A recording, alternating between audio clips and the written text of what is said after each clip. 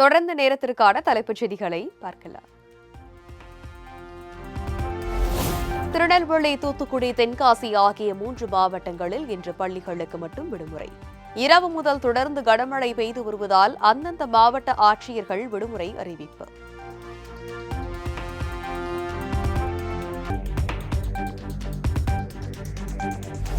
தமிழகத்தில் இன்று முதல் தொடங்குகிறது வடகிழக்கு பருவமழை. சென்னை வானிலை ஆய்வு மையம் அறிவிப்பு.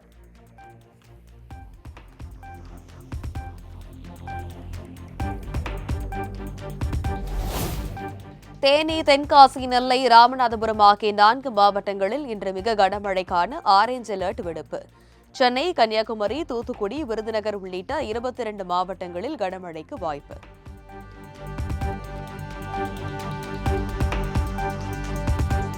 தூத்துக்குடி, நெல்லை, கன்னியாகுமரி, தென்காசி உள்ளிட்ட 8 மாவட்டங்களில் நாளை மிக கனமழைக்கான ஆரஞ்ச் அலர்ட். தேனி, திண்டுக்கல், திருப்பூர், ஈரோடு உள்ளிட்ட 11 மாவட்டங்களில் நாளை கனமழை பெய்யக்கூடும் என வானிலை ஆய்வு மையம் அறிவிப்பு.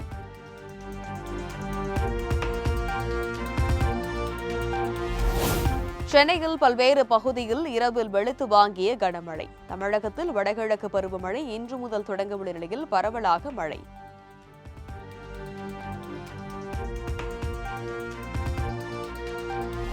தமிழகத்தில் பல்வேறு பகுதிகளில் கொட்டி தீர்த்த கனமழை. சுட்டெரித்த வெயிலுக்கு மத்தியில் பெய்த மழையால் குளிர்ச்சியான சூழல்.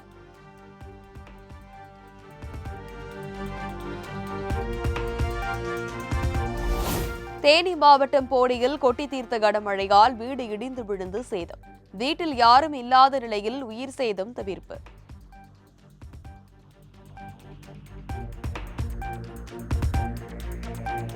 வடகிழக்கு பருவமழை தொடங்கவுள்ள நிலையில் ரேஷன் கடைகளில் நவம்பர் மாத அரிசியை நடப்பு மாதத்திலேயே பெறலாம். நடப்பு மாத அரிசியை பெறாதவர்களும் நவம்பர் மாத ஒதுக்கீடு அரிசியை பெற்றுக் கொள்ளலாம் என அமைச்சர் சக்கரபாணி தகவல்.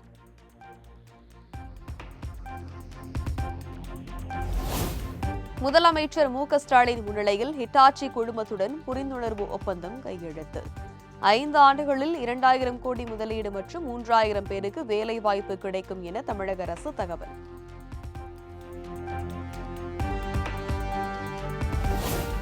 கரூர் பிரச்சார கூட்டத்திற்கு தவேக தலைவர் விஜய் காலதாமதமாக வந்ததே கூட்ட நெரிசலுக்கு காரணம்.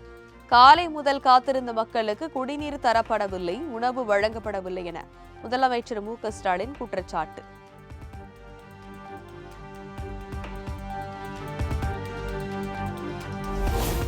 கரூரில் முன்னெச்சரிக்கை நடவடிக்கை எடுக்க தமிழ்நாடு அரசு தவறிவிட்டதாக சட்டப்பேரவையில் எடப்பாடி பழனிசாமி குற்றச்சாட்டு.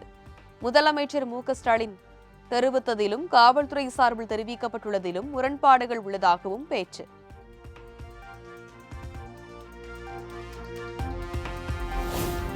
அசம்பாவிதம் ஏற்பட வேண்டும் என்றே தமிழக வெற்றிக் கழகத்திற்கு வேலுச்சாமிபுரத்தை ஒதுக்கியதாக கருதுகின்றனர் மக்கள். விஜய் மீது செருப்பு வீசப்பட்டது தொடர்பாக அரசு விளக்கம் அளிக்கவில்லை எனவும் எடப்பாடி பழனிசாமி குற்றச்சாட்டு.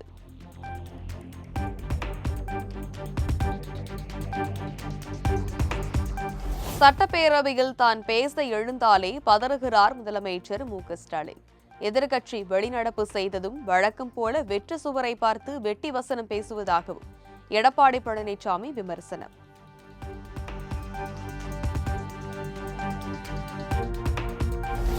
கரூர் விவகாரத்தில் சட்டமன்றத்தில் ஆணித்தரமாக பேச முடியாத எடப்பாடி பழனிசாமி வெளியே போய் பயில்வான் வேடம் போட்டிருக்கிறார். இறந்தவர்களை வைத்து அற்ப அரசியல் செய்கிறார் எனவும் அமைச்சர் ரகுபதி காட்டும்.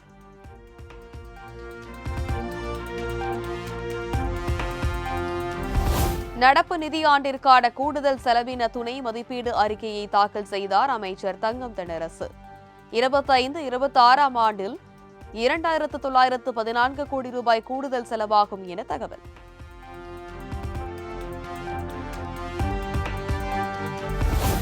ஹிந்திக்கு தடை விதிக்கும் மசோதா சட்டப்பேரவையில் தாக்கல் செய்யப்பட உள்ளதாக தகவல் வெளியான விவகாரம்.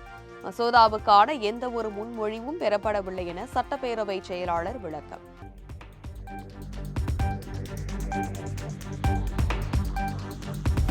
மதுரை மாநகராட்சி வரி முறைகேடு விவகாரத்தில் மேயர் இந்திராணி பொன் வசந்த் ராஜினாமா.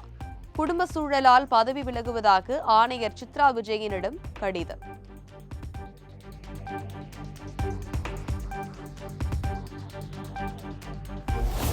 அரசு போக்குவரத்து கழக பணியாளர்கள் சுமார் 1,00,000 பேருக்கு தீபாவளி போனஸ்.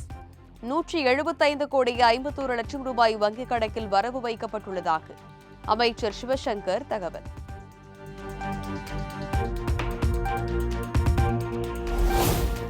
தீபாவளி பண்டிகையை முன்னிட்டு தமிழகம் முழுவதும் இன்று முதல் சிறப்பு பேருந்துகள் இயக்கம்.